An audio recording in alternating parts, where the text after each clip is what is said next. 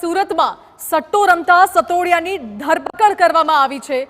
વરાછા પોલીસને બાતમી મળી હતી કે અહીં ઓનલાઈન સટ્ટો રમાઈ રહ્યો છે, જેથી પોલીસે કાર્યવાહી કરી છે।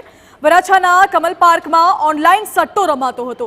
ક્રિકેટ મેચ પર સટ્ટો રમાતો હોવાની બાતમી મળી હતી, જેથી પોલીસે સટ્ટો રમનાર કમલેશ ઉર્ફે જગો ડાંગોદરાને ઝડપ્યો છે। વેબસાઇટના આઈડી પાસવર્ડ આપનાર 2 ને વોન્ટેડ જાહેર કરવામાં આવ્યા છે। પોલીસ દ્વારા અન્ય આરોપીને ઝડપવા તપાસ પણ શરૂ કરવામાં આવી છે।